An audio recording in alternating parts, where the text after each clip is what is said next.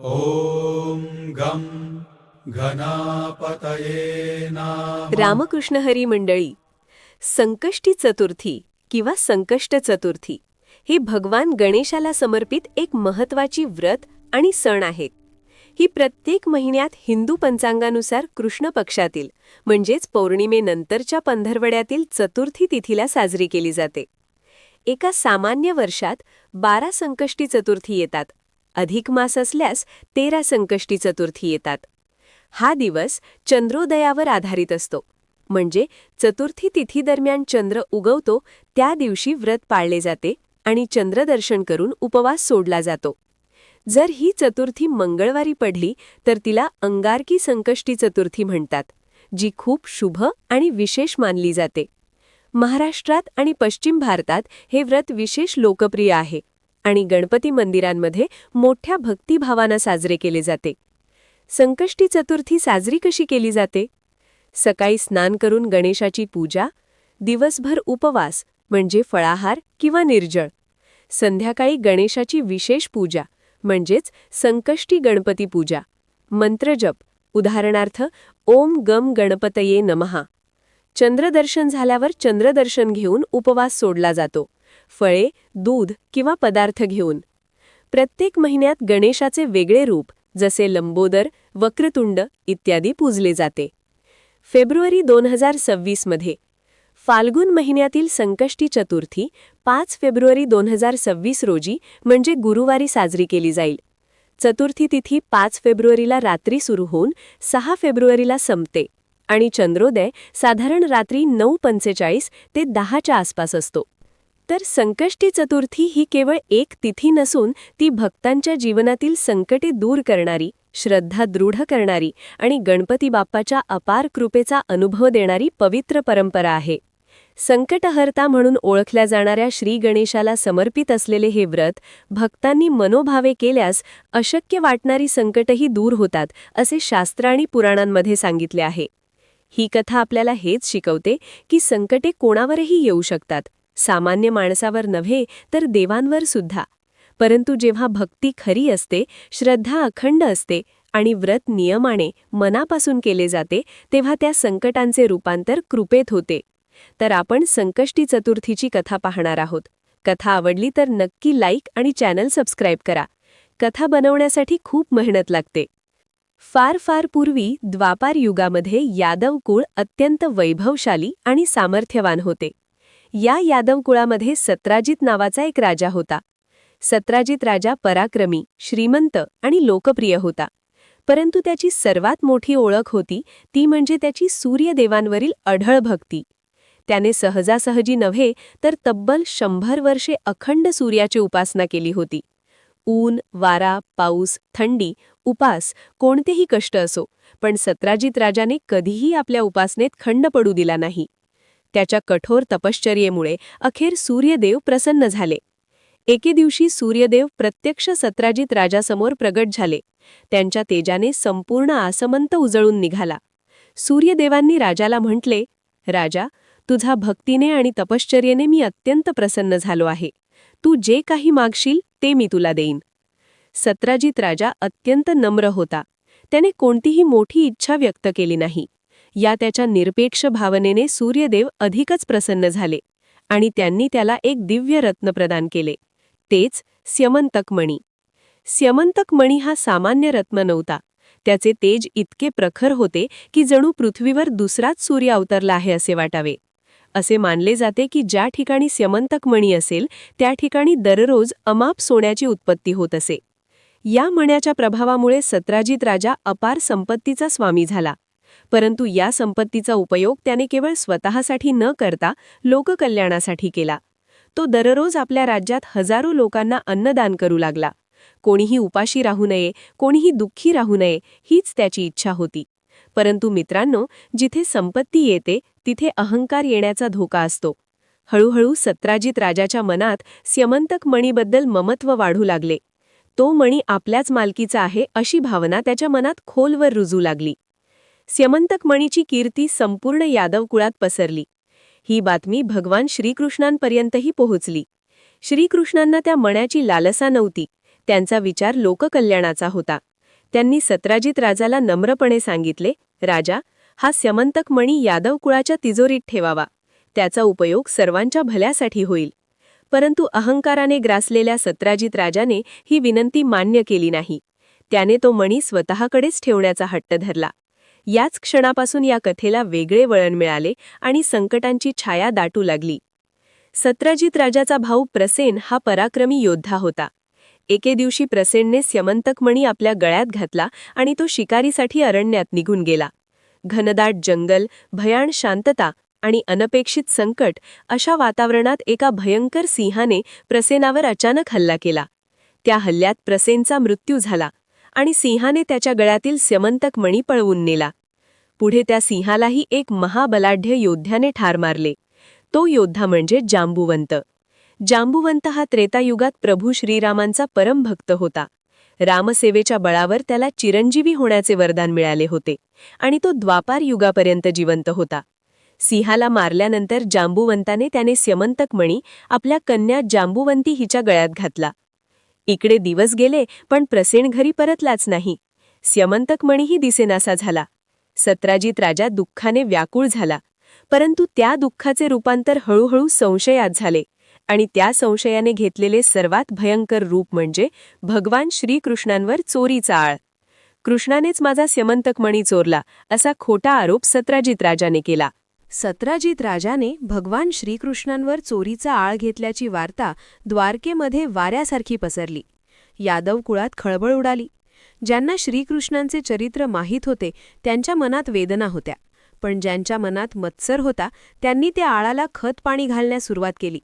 देवावरच जेव्हा संशय घेतला जातो तेव्हा समाजात किती मोठा अनर्थ होतो हे त्या काळात स्पष्टपणे दिसू लागले.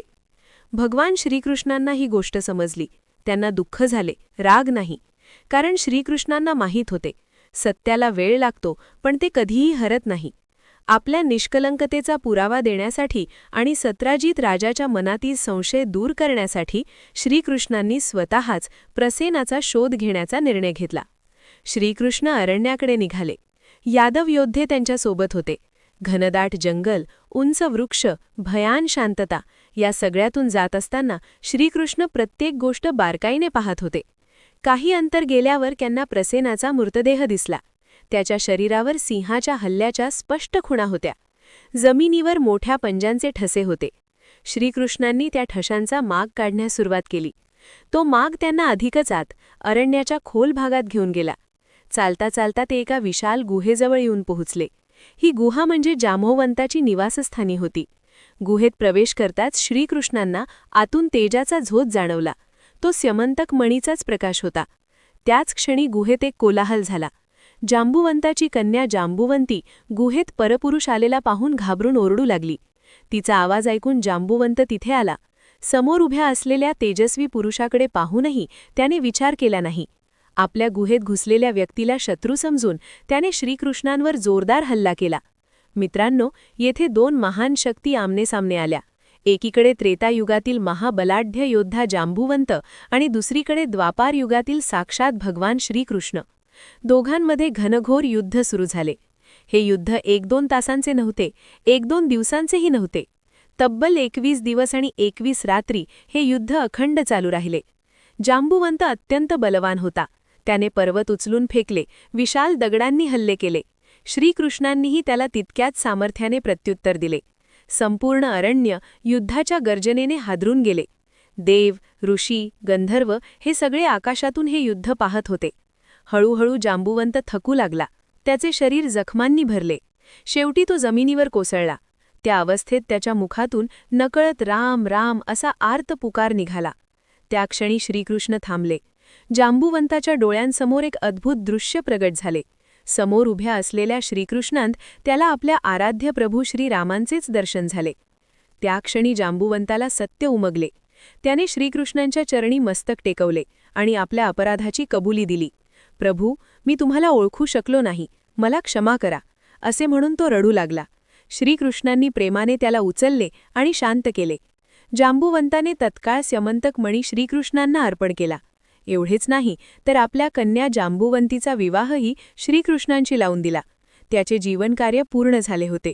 प्रभूंच्या आज्ञेने त्याने त्या ठिकाणी देह ठेवला आणि मोक्ष प्राप्त केला. इकडे द्वारकेत आणि गोकुळात मात्र वेगळीच अवस्था होती. श्रीकृष्ण युद्धासाठी अरण्यात गेले आहेत ही बातमी नंदराज आणि यशोदा मातेला समजली. त्यांच्या मनात भीती आणि काळजी दाटून आली. श्रीकृष्ण परत येतील की नाही याची चिंता त्यांना सतावत होती. तो दिवस होता संकष्टी चतुर्थीचा.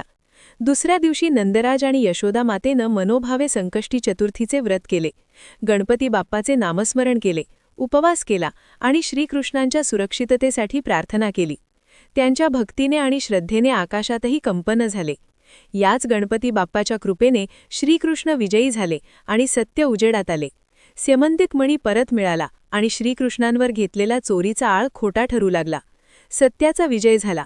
पण अजूनही या कथेमागील एक महत्त्वाचे कारण उलगडायचे होते. भगवान श्रीकृष्णांवर चोरीचा आळ का आला, त्या प्रश्नाचे उत्तर पुढील घडामोडींमध्ये दडलेले होते. भगवान श्रीकृष्णांनी स्यमंतक मणी मिळवून द्वारकेकडे प्रस्थान केले. त्यांच्यासोबत जांबुवंती होती. अरण्यातून बाहेर पडताना जणू निसर्गही शांत झाला होता. युद्धाचा कोलाहल थांबला होता. पण श्रीकृष्णांच्या मनात एकच विचार होता, सत्य सर्वांसमोर यावे आणि माझ्यावर घेतलेला खोटा आळ कायमचा दूर व्हावा. द्वारकेत पोहोचताच यादव सभेत मोठी गर्दी जमली. सत्राजित राजा, यादव प्रमुख, नागरिक सगळेच उपस्थित होते. श्रीकृष्णांनी स्यमंतक मणी सर्वांसमोर ठेवला. तो मणी पाहताच सभेत कुजबूज सुरू झाली. ज्यांनी कालपर्यंत श्रीकृष्णांवर संशय घेतला होता त्यांचे मस्तक लाजेने खाली गेले. सत्राजित राजा पुढे आला. त्याच्या डोळ्यात पश्चात्ताप अश्रू बनून वाहू लागला. त्याने सभेत सर्वांसमोर श्रीकृष्णांची क्षमा मागितली. प्रभू, अज्ञानामुळे आणि अहंकारामुळे मी तुमच्यावर खोटा आळ घेतला, मला क्षमा करा, असे म्हणत तो श्रीकृष्णांच्या चरणी नतमस्तक झाला. भगवान श्रीकृष्णांनी सत्राजित राजाला उचलले आणि प्रेमाने म्हणाले, राजा, चूक झाली आहे, पण पश्चात्तापाने ती धुतली जाते. आता सत्य समोर आले आहे. त्यानंतर श्रीकृष्णांनी स्यमंतक मणी सत्राजित राजाला परत दिला. हा मणी माझा नाही असे सांगून त्यांनी आपल्या निष्कलंकतेचा आणखी एक पुरावा दिला. सत्राजित राजाला आपल्या चुकीची खरी जाणीव झाली. प्रायश्चित्त म्हणून आणि श्रीकृष्णांप्रती असलेल्या भक्तीने त्याने आपली कन्या सत्यभामा हिचा विवाह भगवान श्रीकृष्णांशी लावून दिला. यादव कुळात आनंदोत्सव साजरा झाला. परंतु तरीही लोकांच्या मनात एक प्रश्न उरला होता. भगवान श्रीकृष्णांसारख्या निष्पाप आणि सर्वज्ञ प्रभूवर चोरीचा आळ आला तरी कसा? याच प्रश्नाचं उत्तर आपल्याला गणपती बाप्पाच्या एका अद्भुत लीलामध्ये मिळतं. एकदा गणेश पृथ्वी प्रदक्षिणा करत होते. उंदरावर बसून वेगाने फिरताना अचानक त्यांचा तोल गेला आणि ते खाली पडले. हे दृश्य पाहून चंद्राला हसू आले. त्याने स्वतःला आवरले नाही आणि तो खिदळला. गणपती बाप्पांना हे फारच अपमानास्पद वाटले. त्यांनी तत्क्षणी चंद्राला शाप दिला. गणपती म्हणाले, आजपासून भाद्रपद शुद्ध चतुर्थीच्या दिवशी ज्याच्या नजरेस तुझे दर्शन होईल त्याच्यावर खोटा चोरीचा आळ येईल. हा शाप ऐकताच चंद्र भयभीत झाला. तो थरथर कापू लागला. त्याने गणपती बाप्पांच्या चरणी पडून क्षमा मागितली. प्रभू, माझ्याकडून मोठी चूक झाली, कृपा करून मला उशाप द्या, असे तो रडत रडत म्हणू लागला. गणपती बाप्पा करुणामय आहेत. त्यांनी चंद्राला उशाप दिला. ते म्हणाले, जो कोणी कृष्ण पक्षातील चतुर्थीला म्हणजेच संकष्टी चतुर्थीला माझे व्रत करील, उपवास करून माझे नामस्मरण करील, त्याच्यावर आलेली सर्व संकटे आणि खोटे आळ मी स्वतः दूर करीन. त्या दिवशी चंद्रदर्शन करून माझी पूजा करून उपवास सोडला जाईल. हा शाप आणि उशाप काळाच्या पडद्याआड गेला, पण त्याचा प्रभाव अटळ होता. एकदा भाद्रपद महिन्यातील गणेश चतुर्थीच्या दिवशी भगवान श्रीकृष्ण गायी गुरे घेऊन वनातून गोकुळाकडे परत येत होते. त्या दिवशी पावसामुळे जमिनीवर सर्वत्र चिखल झाला होता. गायींच्या खुरांच्या ठशांमध्ये पावसाचे पाणी साचले होते. चालता चालता श्रीकृष्णांच्या नजरेस त्या पाण्यात चंद्राचे प्रतिबिंब पडले. नकळतच चंद्रदर्शन झाले. गणपती बाप्पांनी दिलेल्या शापामुळे त्याचा परिणाम झाला आणि पुढे श्रीकृष्णांवर खोटा चोरीचा आळ आला. परंतु संकष्टी चतुर्थीच्या व्रताच्या प्रभावामुळे, नंद यशोदांनी केलेल्या भक्तीमुळे आणि गणपती बाप्पाच्या कृपेने तो आळ कायमचा दूर झाला. या घटनेनंतर भगवान श्रीकृष्णांनी संकष्टी चतुर्थीच्या व्रताचे महत्त्व सर्वांना सांगितले. जे भक्त श्रद्धेने हे व्रत करतील त्यांची संकटे दूर होतील, त्यांच्यावर खोटे आरोप कधीही टिकणार नाहीत, असे श्रीकृष्णांनी सांगितले. याच प्रकारे संकष्टी चतुर्थीचे व्रत संपूर्ण लोकांमध्ये पसरले आणि गणपती बाप्पाच्या कृपेचा अनुभव असंख्य भक्तांना येऊ लागला. भगवान श्रीकृष्णांनी सभेत संकष्टी चतुर्थीच्या व्रताचे महत्त्व सांगितल्यानंतर यादव कुळात नव्या श्रद्धेचा उदय झाला. लोकांना उमगले की गणपती बाप्पा हे केवळ विघ्नहर्ता नाहीत, तर सत्याच्या रक्षणासाठी सदैव जागृत असलेली दैवी शक्ती आहेत. त्या दिवसापासून द्वारका, गोकुळ आणि आसपासच्या सर्व प्रदेशांत संकष्टी चतुर्थीचे व्रत अत्यंत श्रद्धेने पाळले जाऊ लागले. नंदराज आणि यशोदा मातेच्या मनात त्या दिवसाची आठवण अजूनही ताजी होती.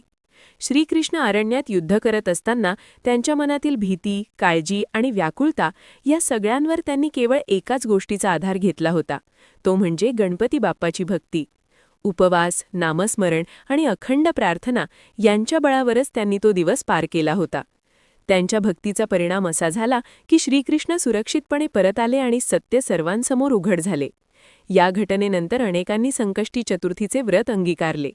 काहींनी ते संकटातून मुक्तीसाठी केले, तर काहींनी सत्याच्या विजयासाठी. एका गावात एक व्यापारी होता. त्याच्यावर अन्यायकारक आरोप झाले होते. त्याने श्रद्धेने संकष्टी चतुर्थीचे व्रत केले. चंद्रदर्शन करून गणपती बाप्पाची पूजा केली. काही दिवसांतच त्याच्यावरचा आळ दूर झाला आणि त्याला न्याय मिळाला. अशा अनेक कथा लोकांमध्ये सांगितल्या जाऊ लागल्या. संकष्टी चतुर्थीचे व्रत कसे करावे याबद्दलही श्रीकृष्णांनी मार्गदर्शन केले. पहाटे उठून स्नान करावे, मन शुद्ध ठेवावे, दिवसभर उपवास करावा किंवा फलाहार करावा. संध्याकाळी गणपती बाप्पाची पूजा करून त्यांना दुर्वा, फुले, नैवेद्य अर्पण करावा. चंद्रदर्शन झाल्यानंतरच उपवास सोडावा आणि गणपती बाप्पाचे आभार मानावेत. या व्रतात सर्वात महत्त्वाची गोष्ट म्हणजे भक्ती, दिखावा नव्हे तर अंतःकरणातून आलेली श्रद्धा. श्रीकृष्णांनी हेही सांगितले की संकटे येतात ती आपल्याला तोडण्यासाठी नाहीत, तर आपली श्रद्धा तपासण्यासाठी येतात. जो भक्त संकटातही ईश्वरावर विश्वास ठेवतो त्याच्यावर गणपती बाप्पाची विशेष कृपा होते. संकष्टी चतुर्थी हे व्रत केवळ उपवासाचे नाही, तर संयम, श्रद्धा आणि सत्याच्या मार्गावर ठाम राहण्याचे व्रत आहे. सत्राजित राजालाही या सगळ्यातून मोठा धडा मिळाला. अहंकार आणि संशय यांमुळे आपण किती मोठा अपराध केला याची त्याला तीव्र जाणीव झाली. त्यानंतर त्याने संकष्टी चतुर्थीचे व्रत नियमितपणे करण्याचा संकल्प केला. उरलेलं आयुष्य त्याने दानधर्म, सेवा आणि भक्तीत घालवलं. ज्याने एकेकाळी अहंकाराने ईश्वरावर आळ घेतला होता, तोच राजा पुढे ईश्वर भक्तीचं उदाहरण बनला. हळूहळू संकष्टी चतुर्थीचे महत्त्व सर्वत्र पसरले. ऋषी मुनींनी, संतांनी आणि साधूंनी या व्रताची महिमा कथांमधून सांगायला सुरुवात केली. संकटात गणपतीचे स्मरण करा हा मंत्र लोकांच्या जीवनाचा भाग बनला. जिथे अन्याय होता तिथे न्याय मिळू लागला. जिथे अशांती होती तिथे शांतता नांदू लागली. अशा प्रकारे स्यमंतक मणीची कथा केवळ एका चोरीच्या आळापुरती मर्यादित राहिली नाही, तर ती संकष्टी चतुर्थीच्या व्रताच्या महिमा सांगणारी अमर कथा बनली. या कथेने भक्तांना एकच संदेश दिला: मनापासून केलेली भक्ती कधीही वाया जात नाही आणि गणपती बाप्पा आपल्या भक्तांच्या पाठीशी सदैव उभे असतात.